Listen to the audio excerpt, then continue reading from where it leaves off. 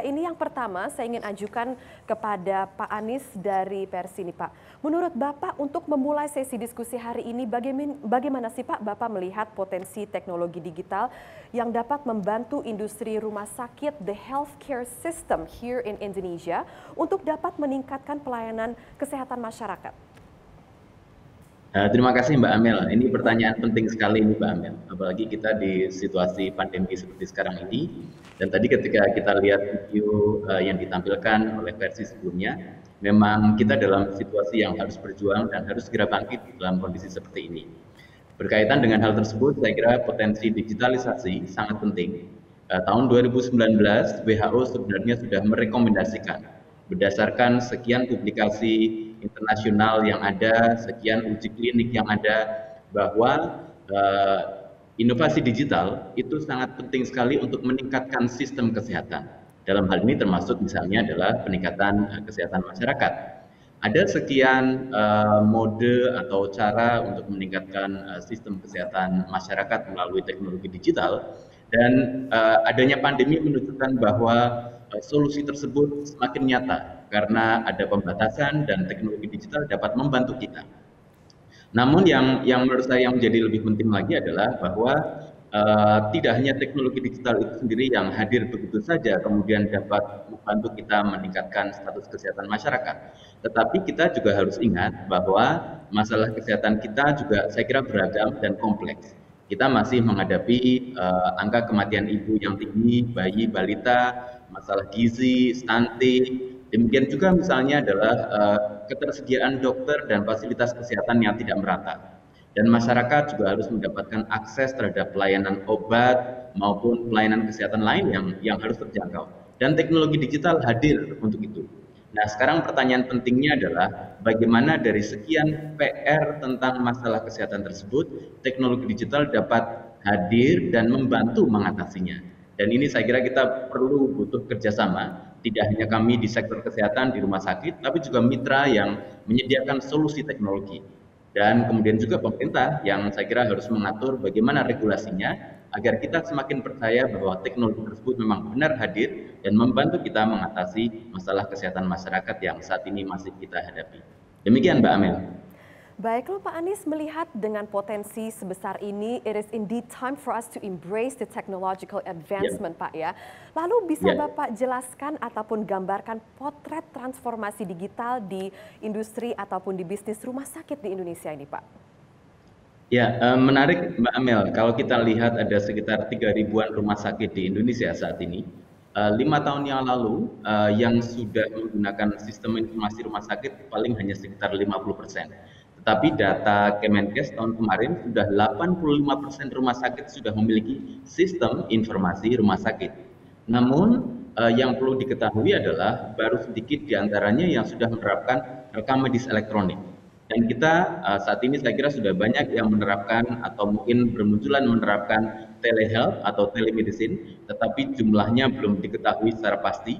Justru saya kira mungkin dari sesi ini kalau ada sekian pertanyaan teman-teman dari rumah sakit yang melaporkan bagaimana mereka menggunakan telehealth, bagaimana mereka menggunakan sistem pendukung keputusan, bagaimana mereka menerapkan berbagai sistem berbasis IoT atau wearable devices yang dapat digunakan untuk berkomunikasi dengan pasien. Ini saya kira nanti dapat kita lihat dari interaksi dengan para peserta, dan itu saya kira dapat menunjukkan bahwa contoh untuk berkomunikasi secara digital sebenarnya bisa hadir dan dapat dilakukan di Indonesia.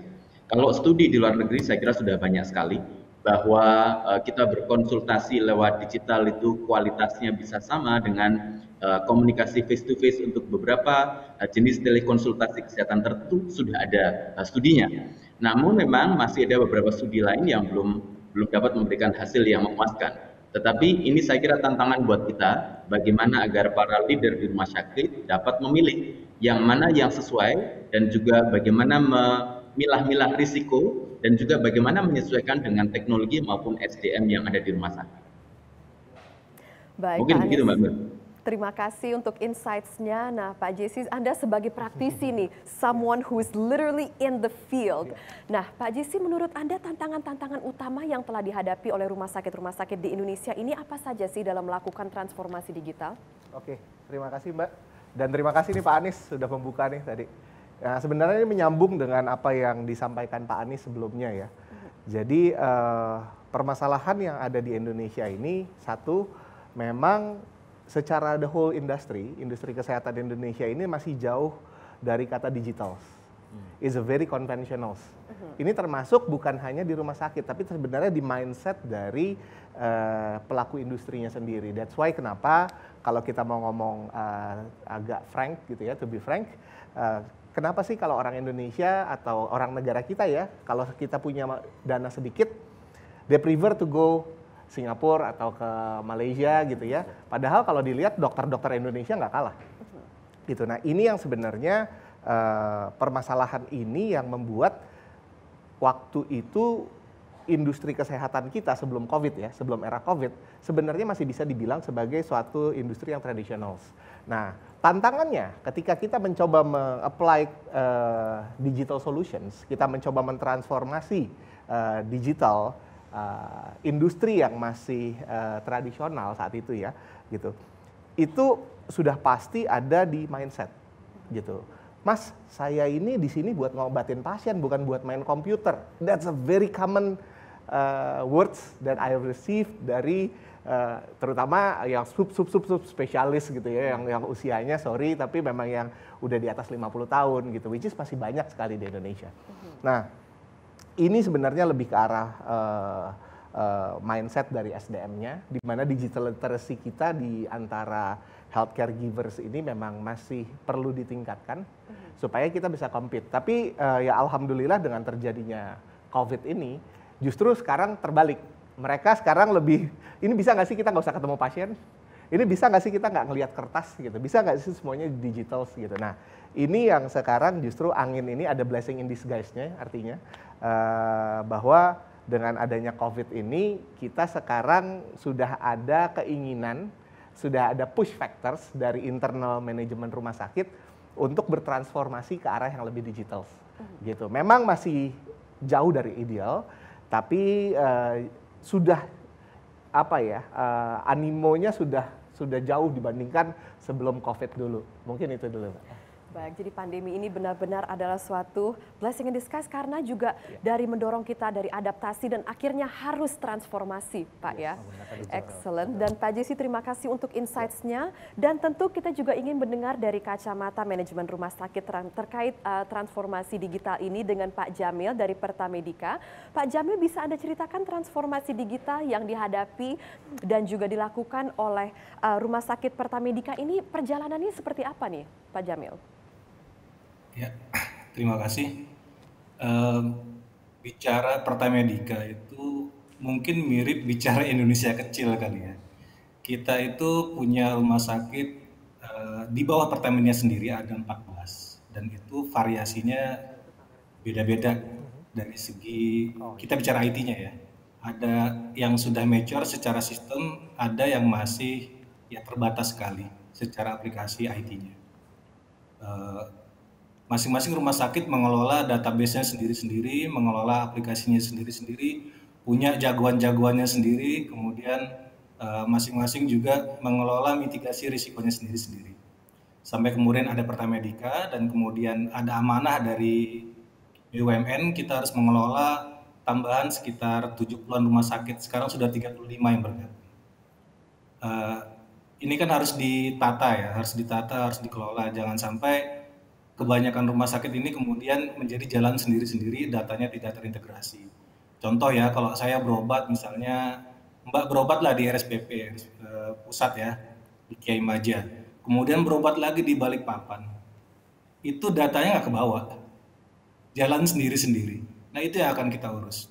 Nah melihat kondisi seperti ini, maka dari manajemen kami menetapkan satu visi dan misi, ya di dalamnya ada integritas data ya, ada ketahanan data nasional ya, bahasa-bahasa manajemen lah. Nah, saya dari IT menerjemahkannya, kami dari IT menerjemahkannya menjadi roadmap.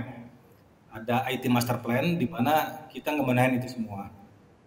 Kita ibaratkan seperti sedang membangun suatu infrastruktur di mana aliran-aliran data itu harus ngalir dengan baik.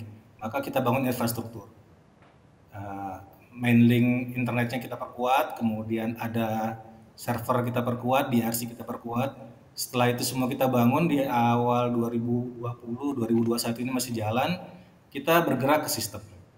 Kita perbaiki aplikasi, kita concern pada standarisasi data, standarisasi proses bisnis, sehingga apa yang tadi terjadi di mana data dikelola masing-masing, proses bisnis beda-beda, dan IT-nya tersebar, sekarang kita usahakan untuk bisa bersatu. Ini masih dalam proyek yang sedang berjalan ya, sedang berjalan. Kita menyebutnya One Solution System, di mana nanti setiap rumah sakit yang berada dalam lingkungan Pertamedika IHC itu akan menggunakan aplikasi yang sama.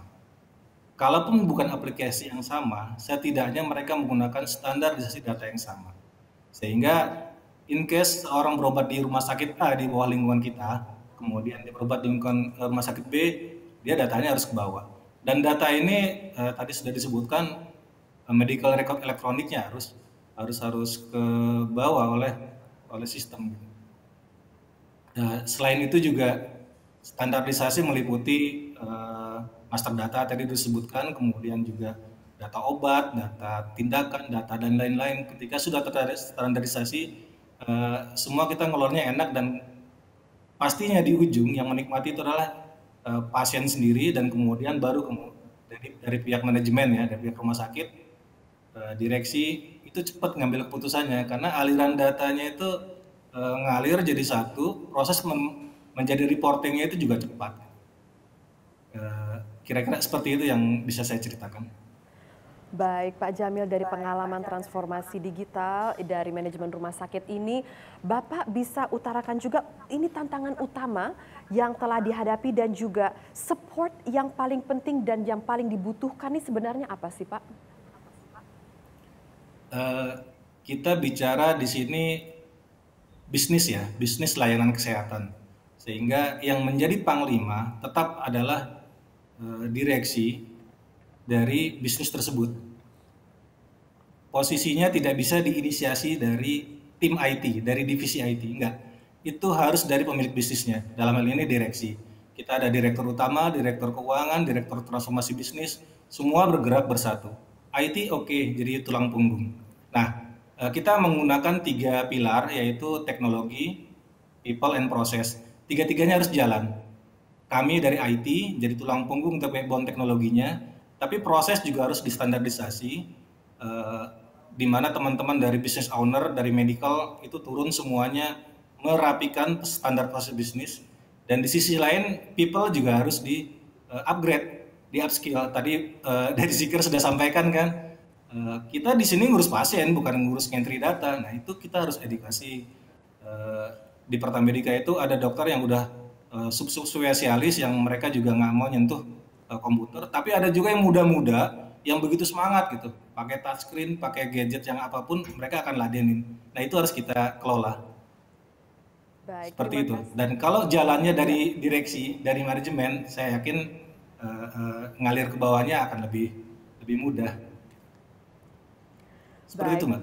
Terima kasih Pak Jamil untuk pemaparannya, dan Pak Asrul tentu sebagai perusahaan teknologi Indosat Ooredoo ini kan memiliki banyak sekali expertise dan juga pengalaman dan trust dalam transformasi digital di berbagai industri. Nah, salah satunya ini kan adalah di bidang industri rumah sakit, Pak ya. Lalu apakah ada strategi yang berbeda gitu untuk melakukan transformasi digital di dunia rumah sakit ini, dan strateginya seperti apa? Terima kasih Mbak Amel pertanyaannya. Jadi kami di Indosat Ooredoo, khususnya di Indosat Ooredoo bisnis ini yang menghandle enterprise customer, tentunya kami punya pengalaman dari lebih dari sekitar 2.000 customer enterprise yang menjadi customer kami, dan itu menjadi basic pengalaman kami dalam membantu segmen bisnis enterprise maupun di public sector untuk melakukan digital transformation atau transformasi digital. Nah, ini yang kami coba bawa, dan tentunya untuk yang di segmen healthcare ini yang masuk dalam public sector ini, yang menarik adalah ini adalah bisnis, tapi juga ini adalah layanan gitu. Nah, ada beberapa hal yang menjadi fundamental di dalam proses digital transformation ini yang tidak jauh berbeda dengan di sektor yang lain. Yang pertama tentunya adalah bagaimana visi dan misi atau strategi layanan dari rumah sakit atau dari industri kesehatan ini yang nanti akan diterjemahkan menjadi roadmap IT. Itu yang tadi yang disampaikan oleh dari Pak Sabirul dari Pertamedika sangat persis sekali. Artinya sangat tepat sekali bahwa prosesnya itu vision and mission-nya dulu. Ya. Setelah itu dari roadmap IT, dari roadmap IT itu nanti kita akan prioritaskan. Nah itu metodologinya kurang lebih sama dengan industri yang lain. Nah kami di Indosat menyediakan solusi yang merupakan ingredient dari solusi-solusi dalam roadmap IT yang tadi gitu. Jadi kami punya solusi yang merupakan co-creation dengan stakeholder di industri yang menjadi solusi siap pakai. Dan yang ketiga adalah tentunya bisnis model yang menjadi hal yang menarik. Artinya tidak hanya harus investasi di depan, tapi juga bisa menggunakan model OPEX model dan banyak sekali bisnis model yang bisa mempermudah adaptasi solusi ini. Gitu. Jadi dari sisi metodologi kami punya pengalaman dari lebih dari 2.000 enterprise customer, kemudian dari metodologi IT juga kita bisa adopt khususnya di industri kesehatan ini. Dan yang terakhir adalah fleksibilitas di bisnis model.